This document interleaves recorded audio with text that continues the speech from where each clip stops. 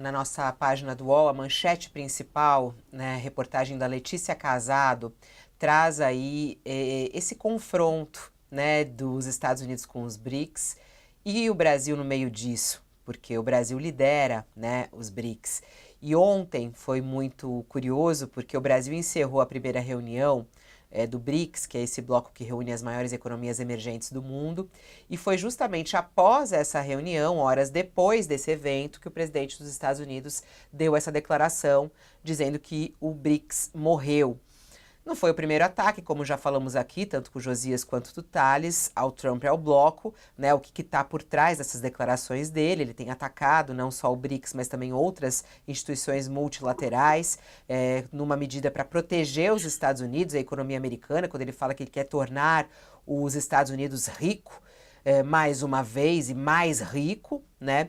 Mas o que aconteceu ontem, e a reportagem da Letícia traz isso, ontem após a reunião, o BRICS divulgou um comunicado e o texto contempla uma espécie de uma resposta velada às ameaças do Donald Trump e trata da defesa do grupo, sai em defesa do grupo, né? Esse material foi divulgado no início da tarde, ou seja, foi antes da declaração de Trump sobre a morte do bloco. Então ele não menciona os Estados Unidos, né? A gente tem aí nas primeiras linhas, o documento destaca o contexto de tensões geopolíticas que se aprofundam e que desafiam a frágil ordem multilateral internacional vigente. O texto diz ainda que o Brasil tem, em 2025, duas grandes responsabilidades com a presidência do BRICS e da COP 2030, a Conferência do Clima da ONU. E aí, um dos textos aí que foram divulgados é esse, né? O recurso insensato ao unilateralismo e a ascensão do extremismo em várias partes do mundo ameaçam a estabilidade global e aprofundam as desigualdades que penalizam as populações mais vulneráveis diferentes do planeta. Vamos lá, Josias, como é que você analisa essa... Não é uma resposta do BRICS, porque, como a gente falou aqui, foi uma reunião anterior, mas, de certa maneira, já respondendo a críticas anteriores, né? Qual é a força do BRICS em relação a Trump? Como é que você vê esse recado que é dado a ele?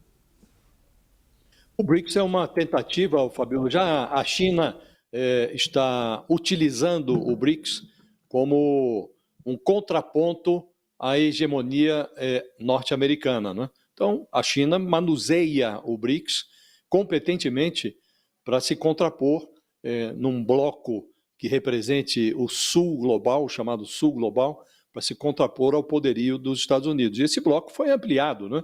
Ele agora inclui, inclusive, aliados dos Estados Unidos, né? Não estão só agora Brasil, China, Rússia, África do Sul e Índia. Agora há outros países, países que são membros efetivos, outros que são membros convidados. Entre os efetivos estão o Egito, que é um tradicional aliado dos Estados Unidos, a Arábia Saudita, Emirados Árabes. Então é um bloco que cresceu, né? E o Trump está unificando, fortalecendo esse bloco. O Trump está jogando um país no colo do outro.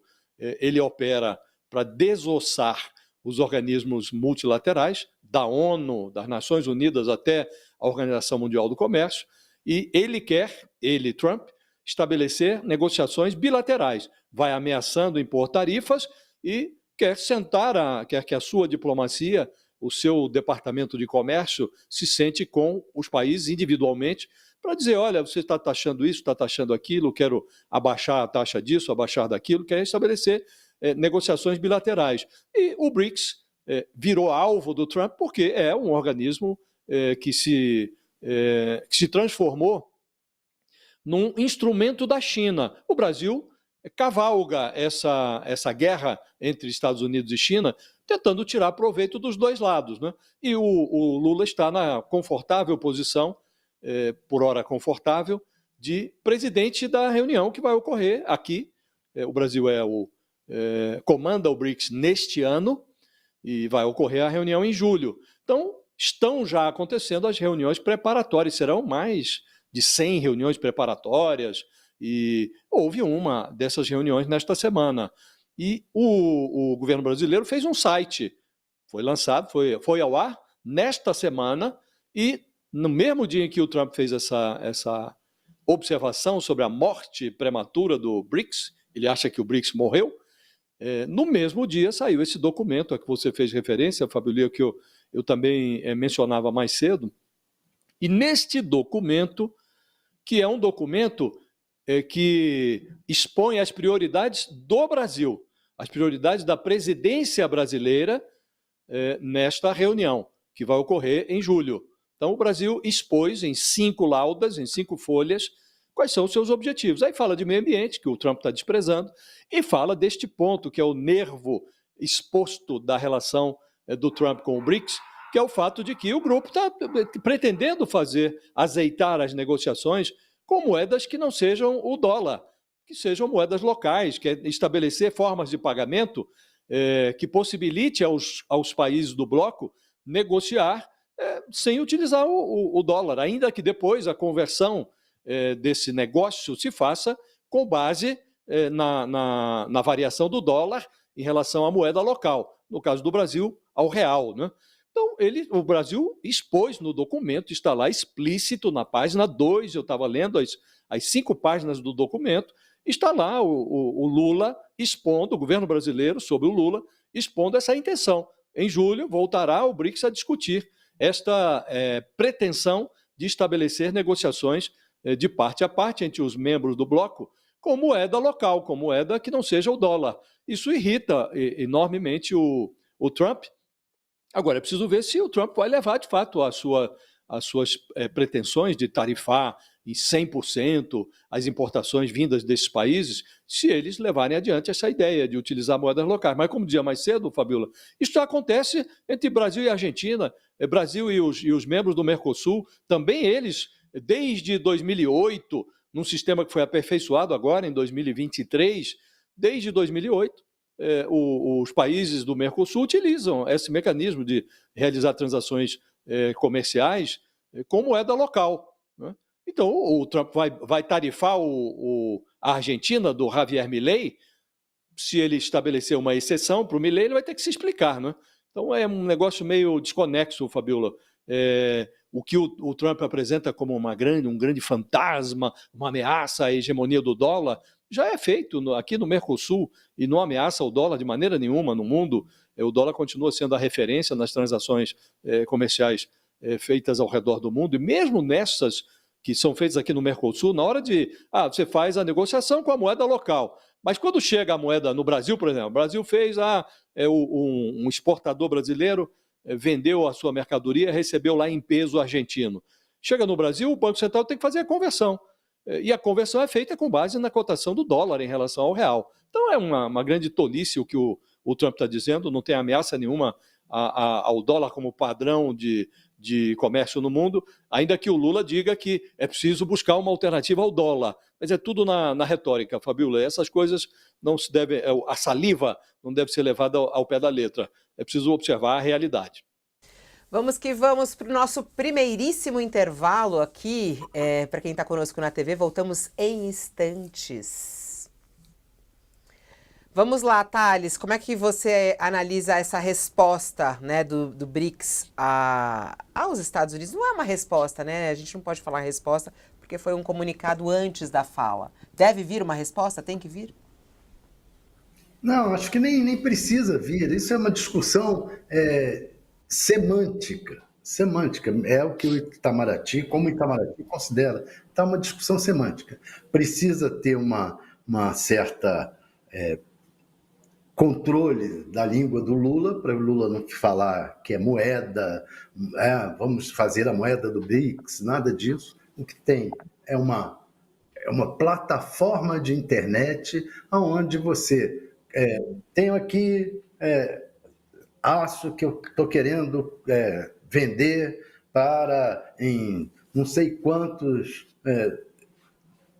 dólares. Aí lá a plataforma faz a conversão para a moeda da China ou da Índia e a Índia diz, tá, eu compro e estou querendo vender para vocês isso aqui em tantos dólares. Aí faz a conversão aqui, na moeda do real e pronto.